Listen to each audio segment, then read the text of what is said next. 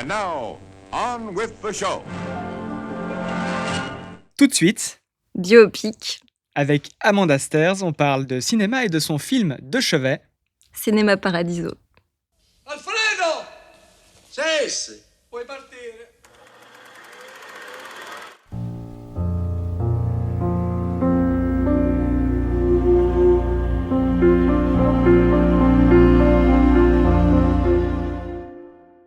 Est-ce que la vie n'est vraiment pas comme dans les films? Comme dirait Alfredo, elle serait plus difficile. Ça dépend du genre de film qu'on regarde. Mais oui, disons que dans les films, les ellipses sont parfois plus efficaces que ce qu'on doit traverser, endurer pour arriver à des moments de circonstances. Et en même temps, pour moi, une vie réussie, c'est une vie où on a traversé ces moments-là. Bonjour Amanda Stairs. Bonjour. Bienvenue dans Biopic. Je suis très heureux de te recevoir ici à Paris, dans un cinéma mythique au 5 Caumartin, cinéma d'art et d'essai emblématique du 9e arrondissement, un lieu de passion, de transmission, de découverte, un peu à l'image, on va le voir, du film dont on va parler aujourd'hui, composé de 5 salles chaleureuses. Il est à l'origine en fait des complexes, ce cinéma, anciennement le Cinévogue. Et il cultive depuis des décennies un amour exigeant du 7e art. Merci au 5 Caumartin pour son nouvel accueil. C'est très, très agréable d'être ici. Merci à vous, auditeurs, spectateurs, que vous soyez sur Spotify, Apple Podcast, Deezer, Amazon Music et YouTube. Bien sûr, on est partout sur Instagram, biopic.podcast pour nous suivre. Le concept de Biopic, une personnalité, une salle obscure et un micro. Et ensemble, on parle de son rapport avec le 7e art, de son film Amulette, et puis à quel point on a des parallèles à faire entre cette vie et ce film. C'est ce qu'on va voir aujourd'hui avec toi, Amanda. Aujourd'hui, on part en Sicile, dans une salle obscure d'un petit cinéma italien, avec un film profondément lié à la mémoire, l'enfance et la vocation artistique. Cinéma Paradiso. Juste en quelques mots, on en reparlera un peu plus tout à l'heure, on développera sur le film, mais est-ce que tu te souviens de la première fois que tu as vu ce film et des émotions que ça t'a procuré? Je me souviens de la première fois, je devais avoir 10-11 ans, je pense qu'il faudrait vérifier les dates de sortie, mais dans ces eaux-là. 88, le film. 10 ans, donc j'avais 10 ans et c'était une expérience de salle, ce qui est important, c'est toujours différent de voir le film avec du monde autour. Et j'ai eu l'impression que le film ne parlait qu'à moi. C'était très, très étrange. En même temps, il y avait cette communion de salle et pourtant, c'était un dialogue intime avec ce que je suis profondément et ce que j'allais devenir sans le savoir encore complètement, ou sans l'accepter ou l'admettre. On verra dans les détails à quel point ce film t'a touché. Petite présentation pour ceux qui ne connaîtraient toujours pas ton parcours. Tu es écrivain, romancière, parolière, réalisatrice, scénariste, productrice, mais aussi une artiste du lien, de la nuance, des silences. Tu vis à Los Angeles, même si tu reviens souvent à Paris. Parmi tes écrits, Ma place sur la photo, c'était ton premier roman en 2004. Suivent des titres marquants, Les Terres Saintes, Les Promesses, Le Café suspendu qui est si cher au cœur des gens. Plus récemment, Les Gestes et celui qui vient de sortir aux éditions Grasset, un livre intitulé C, à la fois énigmatique, audacieux, introspectif. Est-ce que tu peux nous en parler un petit peu? C'est donc l'histoire de ce couple qui va être secoué par le massacre du 7 octobre et à qui il va arriver un truc complètement surprenant dans leur appartement.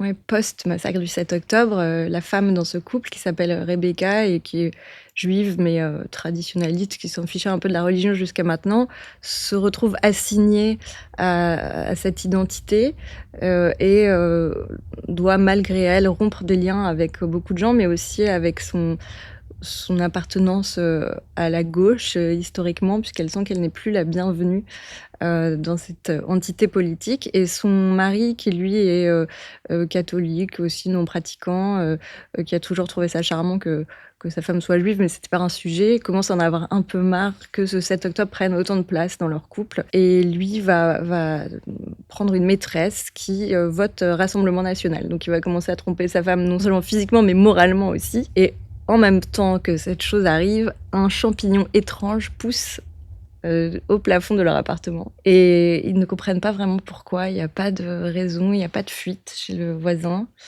Et ce champignon a du mal à être éradiqué, on l'enlève, il repousse. Donc un symbole kafkaïen, évidemment, de la pourriture qui s'installe non seulement dans ce couple, mais en fait dans dans la tête des gens, dans cette France qui est complètement polarisée et qui est personnifiée avec ce couple où il y a désormais un homme et une femme et plus de couple, en fait, plus de nous.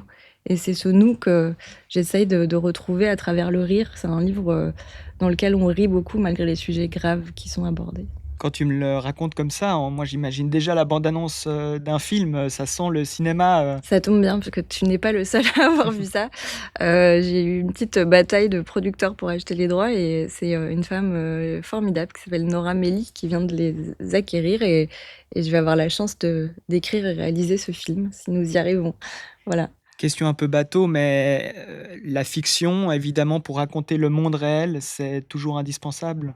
C'est pas toujours nécessaire, mais je pense que cette revisite immédiate, on l'a vu dans une série récemment, par exemple dans le Morning Show. Je trouve qu'aujourd'hui, l'actu va tellement vite, on n'a pas le temps de la digérer et elle est souvent très simplifiée. J'ai l'impression que le rôle aujourd'hui des artistes, c'est d'essayer de redonner une temporalité différente, de nous aider à digérer des choses qui vont tellement vite et qui impactent tout de suite la société. Dans le Morning Show, ils ont parlé de MeToo, ils ont parlé du Covid, ils ont parlé de ce qui s'est passé au Capitole, qui est une info gravissime, et puis soudain qui a été chassé par le reste. Et je pense que c'est notre rôle aujourd'hui de remettre une forme de vérité là où les fake news et la simplification est en train de la noyer, quoi. Sur les planches, le petit comme le grand écran, ils s'en sont passés des choses pour toi. Tu commences ta carrière en écrivant des épisodes de Caméra Café. Je crois que les gens ne savent toujours pas ça, mais quel début génial. En 2006, tu signes ta première pièce, Le vieux juif blonde, mise en scène par Jacques Weber. Suivront Thalasso ou encore Ami, coécrit avec ton ami justement David Funkinos. Et puis au cinéma, dès 2008, tu réalises Je vais te manquer avec Carole Bouquet, Pierre Arditi et bien d'autres. Puis Madame en 2017 avec Rossi de Palma, Toni Collette, Harvey Keitel, rien que ça. Puis Holy Lands en 2019, adaptation de Les Terres Saintes justement avec James Caan. Récemment, Les Promesses, adaptation là aussi avec Pier Francesco Favino et Jean Reno. Voilà qui en dit long sur ton éclectisme, de la comédie absurde à l'émotion pure. Tu aimes vraiment faire le grand écart? En fait, j'ai toujours trouvé ça bizarre que les gens pensent qu'on est capable de réaliser qu'une seule chose. Ça voudrait dire qu'on est capable de regarder qu'une chose, d'être ému que par une chose. Moi, je pense qu'il y a des domaines que je toucherai pas parce que c'est pas ce que j'aime aller voir. Donc, je suis toujours sincère. Je vais jamais voir de films d'horreur, par exemple. Donc, je m'imagine pas en réaliser un juste parce que ça m'attire pas. En revanche, je pleure devant des comédies romantiques, je meurs de rire devant des films, des buddy movies absurdes et j'aime les grands films d'auteur. Donc, je pense qu'on met tout ça dans un shaker et on fabrique sa propre identité. Justement, productrice, réalisatrice, mais est-ce qu'avant tout, tu es une spectatrice? Est-ce que Amanda Stairs est une cinéphile? Oui. En fait, je pense que ces dernières années, ça a été compliqué pour tout le monde parce qu'on a eu un tel accès à des choses hors salle de cinéma que, comme tout le monde, j'ai eu tendance à y aller moins. Et en fait, j'ai des périodes où j'y reviens et j'aime beaucoup aller au cinéma seule. Quand je vivais en France, j'allais beaucoup au cinéma seule le matin. J'aimais bien les séances matinales où il y a 2-3 personnes dans la salle. Tu t'assieds où? Je m'assieds au centre, mais pas un tout petit peu décalé, pas au milieu total, centre-côté. Ouais. Popcorn, tu t'autorises? Non. Faut non. pas qu'il y ait de bruit? Ouais, le partie bruit de me ça. dérange quand c'est les autres, donc je le fais pas pour moi. Et puis même, pour moi, c'est des lieux différents. C'est pas un lieu où on mange. Le cinéma, c'est un lieu où il y a une forme de respect pour moi à ne pas manger devant un film. Et avec ses enfants, est-ce qu'on redécouvre le cinéma? On a plaisir à leur communiquer ça, à même explorer des domaines ou des styles que tu n'explorerais pas d'habitude? Alors, j'ai eu des enfants jeunes, et donc maintenant ils ont 22 et 20. Et donc j'ai grandi avec eux quelque part. J'ai eu la chance de voir tous les films d'animation avec eux parce que j'adore ça. En plus, j'avais un prétexte, quoi. Donc on est allé voir tous les films d'animation, je pense, qui sont sortis. Les grands marquants pour toi? Il y a ceux qui sont marquants en termes de puissance, de beauté de la narration, des Toy Story par exemple. Mais il y en a qui sont des fous rires et des trucs que j'ai adorés, genre Madagascar 2 par exemple, le 2 spécifiquement, je ne pouvais plus m'arrêter de rire. Je riais plus que les enfants dans la salle. Je suis vraiment super cliente des films d'animation. Et quand mon aîné est parti à l'université, il est parti assez tôt, à 16 ans, je lui ai fait une liste de tous les films qu'il n'avait pas encore vus et que je pensais qu'il fallait qu'il voie pour que ça Parmi eux, change sa vie. Beautiful Minds, il y avait Rain Man, il y avait Les Jumeaux, c'est ça, Jumeaux, avec Danny DeVito. Et Twins. ouais, Twins, des films où je me suis dit, en fait, il va se marrer et en même temps, c'est des très beaux messages. En français, c'était Rasta Rocket, Oui, transcrit, Rasta, mythique. mais Bah je sais plus comment c'est le titre oui. Ouais, en français. anglais, je Ouais. sais pas, des fois il y avait ces noms. Ouais. Et on passe tous les deux beaucoup de temps à Los Angeles. Est-ce que là aussi, comme moi, tu ressens différemment la projection d'un film? On a l'impression quand même qu'on les vit un peu différemment, ces projections, quand elles se passent là-bas. Ah, il y a quelque chose de mythique. Moi, j'habite juste, comme tu sais, à côté du Hollywood Sign et quand même, ça fait 10 ans que j'habite là-bas et ben, je passe devant Hollywood et je suis toujours, un peu émue, quoi. Il y a quelque chose, je me dis: «Waouh, j'arrive pas à croire que je suis là». Tu as étudié le théâtre, l'écriture. À quel moment, toi, tu as envie de passer du papier à l'objectif? En fait, c'est pas arrivé naturellement dans ma vie. C'est-à-dire j'ai toujours été cinéphile, mais c'est comme si, heu j'avais pas le droit, qu'on m'avait pas expliqué que j'avais le droit de faire ça parce que, sûrement j'avais pas de rôle modèle comme on dit puisque j'étais, une femme et qu'à l'époque, il y avait très, très peu de réalisatrices, femmes, qui étaient, mises en avant. Quand j'étais petite, je me disais pas que c'était un métier pour moi et puis c'était loin de mon monde et quand j'ai eu 15 ans, j'ai envoyé un manuscrit de roman à un homme qui est devenu bien plus tard mon éditeur qui s'appelait Jean-Marc Roberts et Jean-Marc, m'a répondu, s'est étonné que j'ai 15 ans et m'a dit, que l'écriture serait ma vie, qu'il y avait aucun doute qu'il fallait que je continue à travailler et qu'il n'avait jamais vu ce sens du dialogue. En revanche, il me dit: «Mais vous avez un sens du dialogue incroyable à 15 ans, je ne peux pas croire, écrivez pour le cinéma». Lui a été un grand scénariste aussi, c'est lui qui m'a poussée à d'abord écrire pour le cinéma. Et je suis allée acheter un livre «Comment écrire un scénario» à l'époque à la Fnac, avenue de Wagram. J'ai écrit un scénario, puis 2, puis 3, puis j'ai gagné un prix, au Festival de Paris, un prix junior et puis, de là, ça s'est enchaîné et en fait, je comprenais que c'était très dur d'avoir accès, aux gens, sans que mon travail soit incarné parce qu'autant un roman, c'est une fin en soi, autant un script, c'est un outil et Mmh. si personne ne réalisait ça, ça allait pas marcher. Donc j'ai fait un court-métrage. Je me suis battue pour réussir à faire un premier court-métrage et la première fois que j'ai été sur un plateau de cinéma, c'était le mien. Vraiment, je savais même pas comment ça se passait. J'avais un livre, j'ai essayé de faire bonne figure. Aujourd'hui, je me dis: «Mais comment tu as fait ça? Comment tu as eu ce culot-là?» Ensuite, après ce court-métrage, j'ai commencé à travailler comme scénariste et j'ai moins éprouvé le besoin de réaliser parce qu'il y avait des gens qui réalisaient pour moi Mmh. et c'est une femme formidable qui s'appelle Brigitte Macchioni qui dirige UGC, qui avait signé un scénario de moi, qui voulait que j'écrive. C'est une sorte de commande où j'étais censée écrire un Love Actually français. Et ça a donné Je vais te manquer, qui a été mon premier film parce qu'elle m'a poussée à le réaliser. Et cette difficulté ensuite, de se dire tout d'un coup, on se retrouve sur un plateau avec tant de gens, qui vont t'aider à interpréter ce que tu as toi dans ta tête. Est-ce que c'est difficile pour quelqu'un qui se contente d'habitude du papier et du crayon? Ça a étrangement été assez facile. J'avais cette nature, je suis l'aînée d'une grande fratrie et en fait, je me suis rendu compte que j'avais toujours fait ça. C'est juste que j'avais pas compris que je faisais ça. Je les mettais en scène, je faisais des films à la maison avec une mini caméra, je montais des trucs avec la VHS, avec Ça 2 filait droit ou 2 comment ça se VHS. passait? C'était un peu diktat? J'ai un côté un peu un peu dictateur, mais ils se sont rebellés à plusieurs, occasions. Mais je pense que je m'étais pas autorisée à me dire que c'était possible. C'était pas du tout, le monde, qui m'était promis ou destiné, où j'étais dans une famille où on pensait juste que j'allais faire des études et prendre un métier, entre guillemets «normal», quoi. Et puis, on a toujours autour de soi un oncle qui a voulu faire ça, un cousin qui a voulu faire ça et qui a échoué, en se disant: «C'est pas possible, tu vas perdre ton temps, tu vas te retrouver, au chômage, donc c'était complexe de s'emparer de ça, de surcroît dans un monde autour de moi qui était assez misogyne, je veux dire. Et comme c'est jamais, trop facile, hein. Toi, tu te rajoutes toujours une difficulté. Ensuite, il y a le tournage ou l'écriture en anglais. Mmh. Là, quelle autre difficulté? On entend beaucoup de chanteurs paroliers français avoir de la facilité à écrire en anglais, plus de facilité en anglais.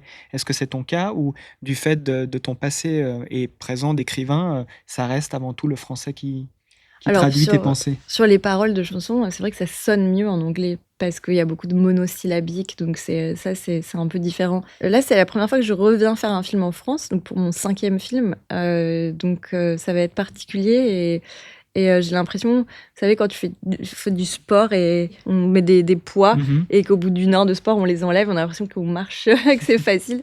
Donc je pense que ça Il y a va un peu avoir de cette ça. sensation parce qu'il y a quelque chose évidemment de familier, au sens, propre du terme, c'est ma langue maternelle.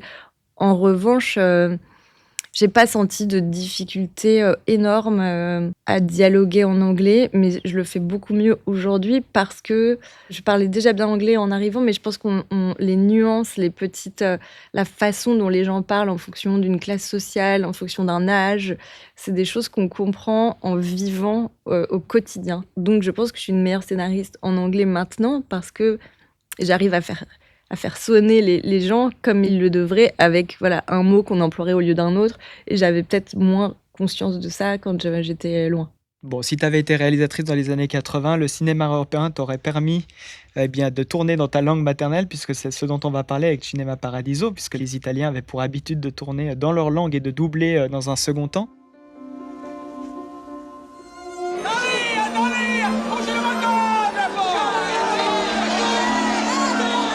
Un giorno avrai altre cose da fare.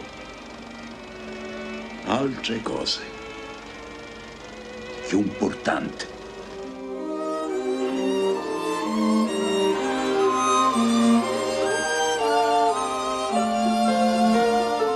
Cinema Paradiso, c'est parti, réalisé par Giuseppe Tornatore, un jeune cinéaste italien originaire de Sicile qui a démarré par le documentaire et la photo. Le film est semi-autobiographique avec donc Philippe Noiret au casting dans le rôle du projectionniste Alfredo, mais aussi Salvatore Cascio, Marco Leonardi et Jacques Perrin qui au fil du temps vont interpréter le rôle de Toto.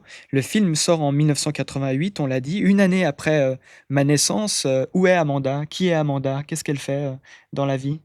Moi, j'ai 10 ans, je fais pas encore grand-chose, mais j'ai, je pense, le sentiment intime que mon destin se joue quelque part, dans cet espace-là. Je sais pas encore si c'est le cinéma, mais je comprends extrêmement bien la nostalgie alors que j'ai que 10 ans et je comprends que ça va filer très vite, la vie. Pour moi, ce film, quand je pense à ce film, il y a un geste d'acteur qui m'a beaucoup appris, beaucoup servi dans le reste de ma carrière.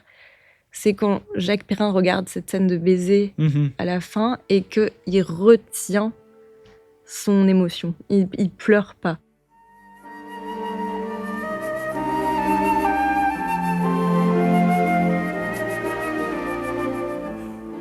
C'est comme si j'avais compris là que faire pleurer les gens, c'était se retenir soi.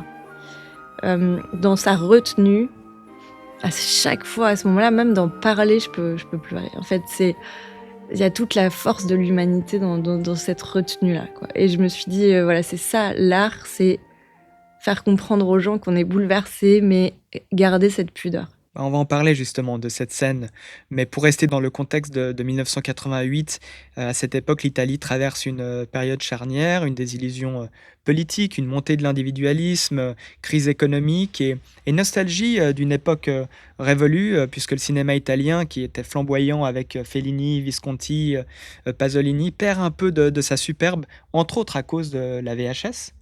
Je sais que Giuseppe Tornatore l'a réalisé aussi pour un peu contrer ça et le succès du film va faire qu'il va plus en parler de cette problématique ensuite puisque ça va faire revenir les gens dans les salles. Mais il ressurgit donc avec une déclaration d'amour à ce cinéma d'antan, populaire, communautaire, humain.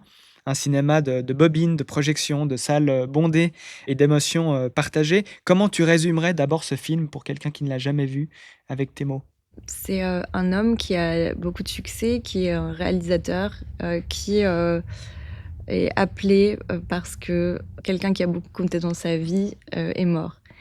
et il doit revenir dans son petit village de Sicile qu'il a quitté il y a très longtemps pour l'enterrement de cet homme et revoir sa mère. On comprend qu'il l'a pas vue depuis longtemps. Et donc, il s'en va et on va remonter le fil du temps et de ses souvenirs et de cet homme qui a été le déclencheur non seulement de sa passion, mais aussi de la force qu'il faut pour quitter sa condition et choisir son destin. Hai capito da che parte è la gelatina? C'è un bellissimo sapore. C'est intéressant parce que Toto, c'est donc le nom de ce garçon. Moi, en tout cas, ça me rappelle Tita. Tita, c'est le nom d'un autre petit garçon dans le film Amarcord de Fellini et je pense que c'est quand même un hommage à ça. Amarcord, donc mi ricordo en italien, c'est le message je me souviens. Avec ce cinéma, comme pour Fellini, du souvenir où on ne filme pas le réel, mais on filme le passé tel qu'on le reconstruit avec l'imagination, avec les émotions, comme Fellini ou Truffaut. Pourquoi ce film reste et restera important pour toi au fil de ton parcours? Qu'est-ce qui t'a appris? Il y a beaucoup, beaucoup de choses. D'abord, moi, j'ai grandi avec un père psychiatre, psychanalyste, donc avec des livres dans les mains très tôt qui parlaient de ça. Et on parle du souvenir. Pour moi, tout se joue dans cette petite enfance. C'est quelque chose où j'ai été très marquée par Freud, par l'idée que voilà, ces traumas originels et la façon dont on y réagit vont conditionner une grande partie de la vie. C'est aussi la façon dont je construis mes personnages.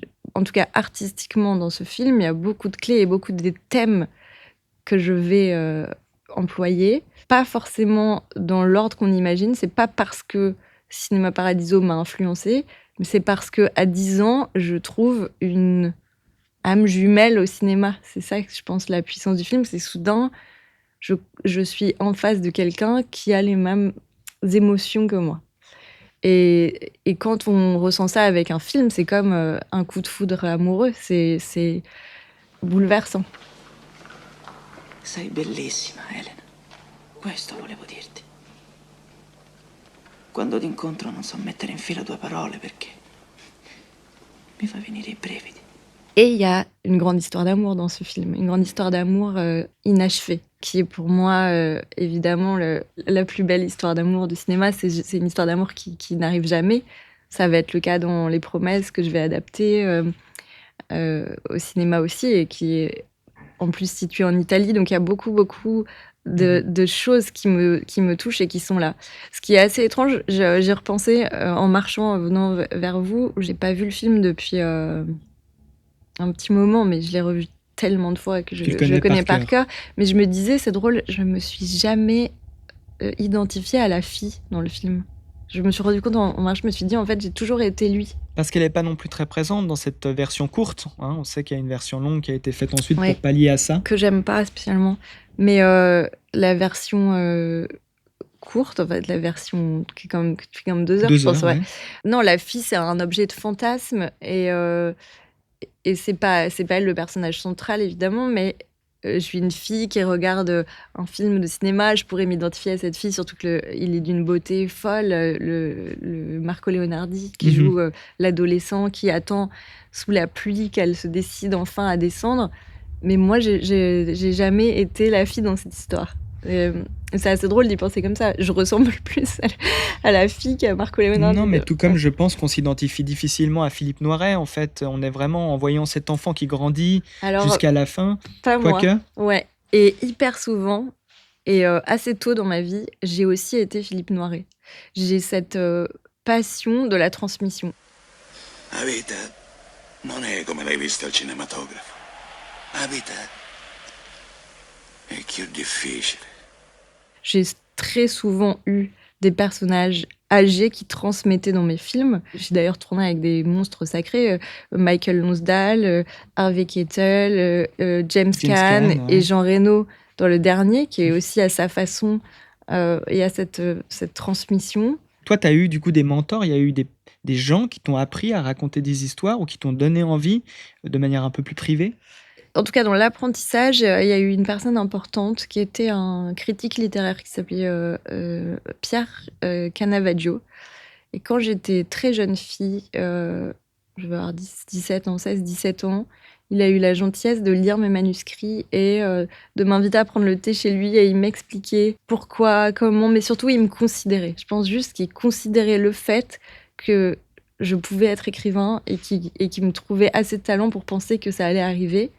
Et juste ça, c'est déjà énorme, je pense, quand on est au début d'un parcours d'artiste. Il y a eu des gens tout au long de mon parcours, il y a toujours quelqu'un qui vous donne une chance et j'espère l'avoir été pour beaucoup de gens. Philippe Noiret, bouleversant dans le rôle d'Alfredo, qui est tendre, qui est dur, qui est drôle.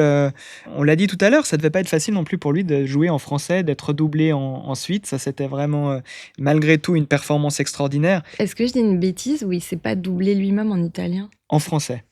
En italien, il a été doublé par un autre comédien. Ok, je pense qu'il y a une version où Noiret s'est doublé lui-même. En tout cas, ils n'étaient pas satisfaits de son italien, Ah oui, oui. paraît-il. Non, mais Et, ça, c'est hyper compliqué. Et ça, c'est vraiment un problème dans les films italiens. Moi qui ai donc fait un film italien, ils ont une obsession du doublage en italien. Ils ont du mal à aller voir des films en version originale sous-titrée, qui est quelque chose quand même d'assez classique encore en France. Et qui, maintenant, avec les plateformes et tout ça, quand même, les gens regardent de plus en plus de films sous-titrés. Et en Italie, non, c'est toujours hyper chauvin. Et c'est pas les meilleurs doublages du monde. Donc, moi, je suis allée faire mon doublage moi-même pour vérifier. Mais même, c'est un crève-cœur pour un réalisateur de voir son film doublé. Dans les autres comédiens, on l'a dit, Jacques Perrin, alors là, c'est plutôt l'émotion des silences, tu le disais tout à l'heure. Il y a Brigitte Fosset aussi, mais qui du coup a été coupée au montage de la version courte Ouais. de Cinema Paradiso et qui réapparaît, elle, cette fois-ci dans Nuovo Cinema Paradiso, dans la version Director's Cut de 2002. Le film a d'ailleurs failli ne jamais sortir parce que le producteur voulait couper sans cesse des parties du film. Toi, tu disais que tu n'as pas aimé cette version longue qui développe pourtant beaucoup plus la relation. Quand c'est sorti, évidemment, je me suis ruée dessus. 3 heures. Ouais. C'est une belle version, mais d'abord, moi, je pense qu'un film, ça doit pas être si long. Je suis contre ces films. Je pense qu'il faut... C'est une claque, c'est quelque chose...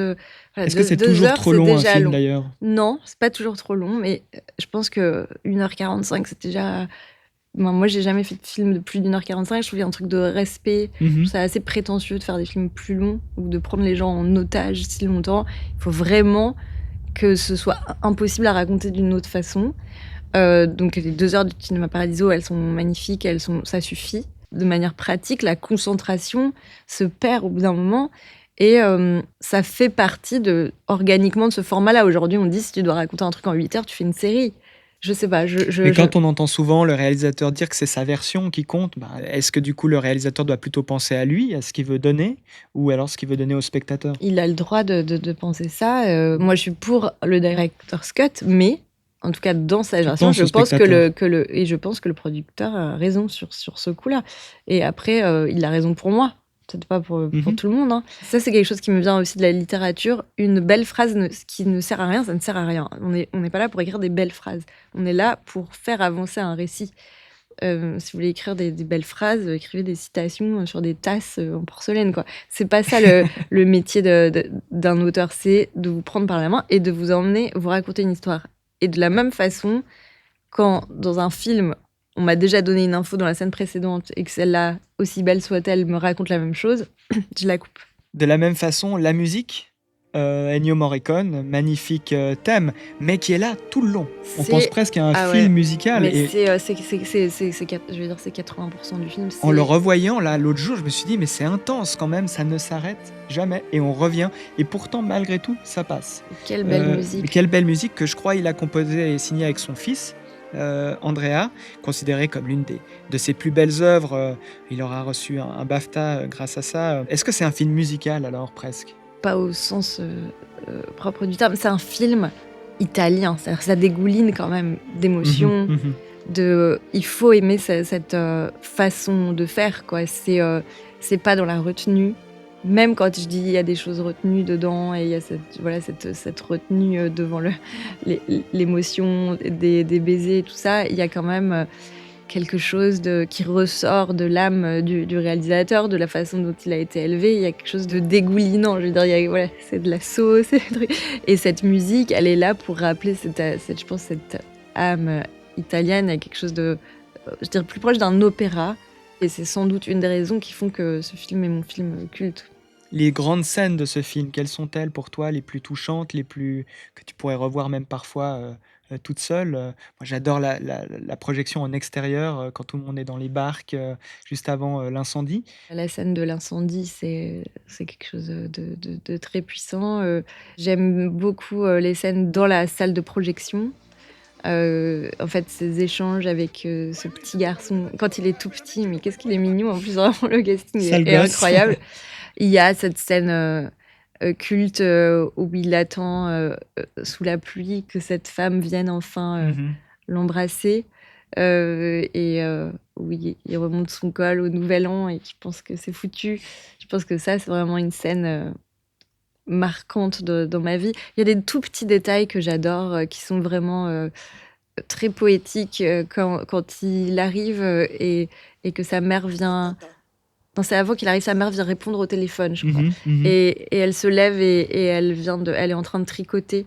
Et puis le fil Oui, se défait. magnifique. Ouais, c'est Et super. on vous dit en une image que vous allez en fait défaire l'histoire et revenir dans le temps. Tout ça, c'est très. Il y a plein de petites choses extrêmement Fine et délicates qui sont très jolies dans le film. Hommage au cinéma, bien sûr, on voit quantité d'extraits, Jean Gabin, Visconti, Charlie Chaplin, les westerns, John Wayne, tout le monde y passe. Le cinéma, l'art comme un refuge. Toto, fuit aussi la pauvreté, la guerre, son papa qui est parti, qui n'est jamais revenu, de Russie, les tensions de sa famille dans la salle de cinéma. Pour toi, est-ce qu'aussi, le cinéma a été, une échappatoire, un abri? Est-ce que tu l'as vécu comme ça, jeune? On parlait juste avant de mon roman qui vient de sortir et je disais on est en train de perdre le nous. Et il y a ça dans ce film quand même. Il y a cette idée que c'est là que le village se retrouve, c'est là que les couples se forment, c'est là que c'était un endroit où il y avait aussi les informations à l'époque. Donc Oui, on informait regardait aussi. Mmh. ce qui se passait dans le monde ensemble et on réagissait ensemble. Et il y a ce côté centre du monde dans chaque village. Il y avait un petit centre du monde. On Et censurait aussi parce que le curé qui est oui, le troisième personnage, qui coupe qui s'occupe de les couper les baisers et pellicules. les scènes avec les femmes. L'évolution des mœurs, on la voit aussi ouais, à travers ce film, ouais. ouais. Je pense que les moments où on va au cinéma, on se reconnecte à quelque chose de son humanité. Donc à chaque fois qu'on est un peu triste, je pense que aller au cinéma, même seul, c'est une grande émotion. Je sais pas si tu sais ça, mais il y a une étude neuroscientifique qui a été faite où tu te connectes à tous les cerveaux des gens dans une salle. En fait, assez rapidement, on est en collectivité, comme ça se passe d'ailleurs dans les églises ou quand tu es dans un collectif. Et pourtant, on fait quelque chose qui a l'air d'être passif, mais c'est sûrement pour ça aussi que je pense qu'une salle, parfois, réagit pas pareil d'une salle et une autre. Mmh mh, mmh. Si tu as des gens qui rient, ils vont t'entraîner Les et comédies, tu bien peux sûr, voir ouais, le un rire, bien film sûr. de manière complètement différente. Je me souviens que quand on a déménagé aux États-Unis avec mes enfants, donc il y a une dizaine d'années, on est allé voir Trolls, où il y avait Justin Mmh. Bieber qui faisait la chanson de fin. Oui. Et en fait, il y avait une famille à côté de nous qui s'est levée à la fin, ils se sont mis à danser et on a dansé avec eux et tout le cinéma a dansé. Et c'était tellement sympa. Et en fait, le film nous avait reliés, quoi. Oui, et dans un autre style, puisque toi tu regardes pas beaucoup de films d'horreur, mais moi non plus à la base. Et en allant aux États-Unis voir des films d'horreur, les gens mais éclatent de rire, le prennent avec un degré peut-être qui est dangereux aussi à l'heure actuelle. Mais c'est vrai que l'expérience de la salle Ouais, transforme tout ça. la peur, que tu réagisses en riant ou que tu réagisses en criant, c'est Est une aussi une réaction. émotion. C'est important que les gens aillent au cinéma et qu'ils y aillent ensemble et avec cette espèce de civisme aussi où il faut faire attention à son voisin. On disait tout à l'heure que tu manges un popcorn, OK, mais fais attention. Ça dit quelque chose d'une société, je trouve. Un autre thème très important, le renoncement, l'exil, le deuil, dans le film. Salvatore devient un grand réalisateur, on l'a dit, mais en abandonnant son amour, son village, ses racines. Alfredo le lui dit, «Va-t'en, ne reviens pas», c'est important. Et puis quand il revient, eh ben, il est tout de suite pris par la nostalgie. On revoit tout, dans sa chambre, qui est restée l'identique puisque sa maman, l'attendait.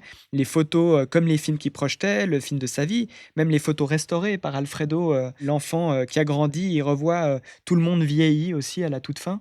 On voit l'évolution aussi d'un village, qui devient, entouré de travaux, de panneaux publicitaires. Et il le dit à sa maman, il dit: «Je me retrouve là où j'étais, j'ai rien oublié, je t'ai abandonné maman».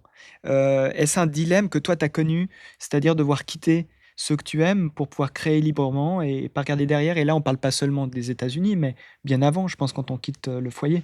Au-delà de quitter le foyer, je pense que faire un travail artistique et arriver à certains degrés de notoriété ou d'accomplissement, c'est quitter une partie des tiens, malgré toi. Les gens décident à ta place que tu n'es plus la même personne. Et c'est souvent faux. Tu évolues, mais Mmh. je veux dire, tes émotions, ce qui t'a amené à devenir ça, c'est les émotions justement de ton enfance, de cette personne que tu as toujours été. Mais en fait, tu deviens quelque chose d'un peu inaccessible. Et on voit la déférence avec laquelle les gens le reçoivent dans le village. Donc le personnage de Mmh. Jacques Perrin, quand il arrive, et soudain, c'était le petit garçon du village avec qui on foutait des claques. Qui est Et devenu là, une star. c'est devenu quelqu'un d'intouchable. Et j'ai connu assez tôt dans ma vie ce rapport-là aussi, parce que je me suis mariée avec quelqu'un de connu, hyper jeune, hyper jeune, j'ai fait des choses, j'ai publié très tôt. Il y avait ce truc où j'ai été un peu mise à l'écart malgré moi. On a Mmh. décidé que j'étais devenue quelqu'un d'autre. Mmh. Et il n'y a pas de retour en arrière, malheureusement. On fait un pas de côté malgré nous. Ça fait partie du lot de ce choix-là, d'une vie dans laquelle tu vas devoir marquer ta différence, l'exprimer. C'est drôle parce que même en racontant ça, je n'imaginais pas encore un déracinement, par exemple, Mmh. d'avoir quitté mon pays. C'était quelque chose qui n'était pas sur la carte quand j'ai commencé ce métier. J'avais aucun fantasme, pas de rêve américain. Et c'est assez étrange parce que je le sens dans le film. Quand tu quittes un endroit et que tu reviens, c'est plus chez toi, mais c'est pas chez toi là où tu es allé non plus. C'est-à-dire que tu es à jamais apatride quand tu quittes tes racines. Et c'est un thème que j'ai beaucoup exploré et qui est touchant là, c'est-à-dire revenir. Les choses ont changé, mais elles sont encore là. Elles sont plus petites que ce que tu imaginais. Je me souviens, j'étais pas venue chez mon grand-père pendant très longtemps à Bénodet. Je suis revenue des années après. Et c'est comme si j'étais rentrée dans une maison de poupées. Tout me paraissait Mmh. hyper grand à l'époque, puis c'était en fait tout petit. Et c'est revoir le monde à une autre échelle, avec la tendresse que ça procure et aussi le désarroi, parce qu'en fait, les choses sont pas telles que tu les avais. Tu es nostalgique? Oui, tout le temps. J'ai une sorte de nostalgie immédiate des choses, c'est-à-dire que je vis les moments en me disant ça va être quelque chose dont je vais me souvenir, quoi. Donc je suis très émotive. Et est-ce qu'on a une nostalgie, en avance quand on a des enfants? De se dire: «Voilà, un jour, c'est eux qui vont faire leur chemin, hein, c'est eux qui vont me quitter, Bah, c'est déjà le cas, ils ils sont sont déjà en partis». train de commencer leur chemin et tout. Oui, mais maman est toujours, Non, non, j'ai pas ça. J'ai hâte de plein de choses qui vont leur arriver. C'est pas sous forme de nostalgie, mais j'aurais voulu réaliser plus que ça allait arriver si vite, quoi. On m'a dit ça va vite, mais pas à ce point-là. c'est très complexe de se dire ok, le temps m'a filé entre les doigts. Et puis il y a cette sensation dans la vie que, tu sais, comme les sabliers, je trouve Mmh. qu'on le sent très bien dans Cinéma Paradiso, où en fait le temps s'accélère. Et c'est faux, mais ça s'accélère pas, mais toi tu le vis de plus en plus Mmh mh. vite. À Mmh. l'époque, je me rappelle quand j'avais 10 ans, si tu me disais dans un an, c'était Et le surtout bout au du fur et à mesure monde. qu'il y a de Ouais. moins en moins de Non, sable. dans un an, c'est rien. Je suis en train de programmer des choses de ma vie professionnelle à dans 3 ans. 10 ans, c'est Ouais. rien, ouais, bien sûr. Tu l'as partagé du coup avec tes enfants, tu le revois régulièrement, ce Cinéma Paradiso. Tu as essayé de leur communiquer cet amour que tu as pour Alors le j'ai film? attendu le bon moment pour leur montrer, puis un jour je leur ai montré. C'était quoi le bon moment? J'attendais qu'ils aient, je crois que j'aurais dû leur montrer, ils devaient avoir 8 et 10 ans. Donc même âge que toi presque. Ouais, à peu près. Ouais, peut-être un tout petit peu plus tard. Je pense qu'on était déjà aux États-Unis, donc c'est 10 et 12, je dirais. Je me rappelle que donc je pleurais à la fin, comme toujours. Et donc ils m'ont dit: «Oh mam», c'est tout et ils m'ont dit: «Ah, c'est un très beau film, maman». C'est pas notre film préféré, mais c'est un très beau film. Oui, d'ailleurs, ça vieillit comme ça vieillit, ça a un certain charme, mais le Mmh. maquillage des personnes plus âgées à la fin, Oui, oui, c'est en fait, d'ailleurs, tu le revois d'un coup avec leurs yeux et tu as envie de t'excuser en disant: «Mais le film a été fait t'inquiète en pas. 1980 et tout», mais non, Bon, il est ils ont magnifiquement restauré ce film, vraiment il faut le revoir aussi, dans son état actuel parce qu'il est, on faisait la netteté avec le point à l'époque, au mètre et mmh, en fait on remarque à quel point il est d'une, ouais. précision, hallucinante. Tu sais que moi, avec mon grand âge, mon premier film, il est, en pellicule, hein et je l'ai encore enfin, d'abord mon court-métrage et mon premier film, donc j'ai, mes 3 derniers films, j'ai les, disques durs, sauf que de mon premier film, j'ai les bandes à la maison. J'ai encore, la copie, pellicule, ce qui est assez touchant. C'est quand même très différent comme sensation. J'ai les bobines, et d'ailleurs, tu réalises pas du tout pareil puisque moi, j'avais pas assez d'argent sur mon premier film pour faire autant de prises que je le voulais. On me signifiait: «Là, tu as utilisé tant de bobines pour la journée, ça veut dire que demain, il faudrait faire ci et ça» Oui, et d'ailleurs, mon cinéma, je continue c'est resté inconsciemment une à trace, faire ouais. attention à j'oublie parfois que je peux faire autant de prises que je veux parce que j'ai commencé en n'ayant pas beaucoup d'argent et Mmh. avec un nombre de prises assez limité, quoi. C'est surtout à bon escient. Moi, je garde toutes les mini DV parce que du coup, j'ai pas eu la pellicule au sens comme ça, mais Ouais. je montais à la télévision sur Bancut, donc j'étais vraiment avec mes in et mes out à l'ancienne, pas parce que ça n'existait pas, mais parce que mon boss, ne voulait pas changer, de méthode. OK. Donc on a appris comme ça, mais j'ai chez moi des cassettes et des cassettes.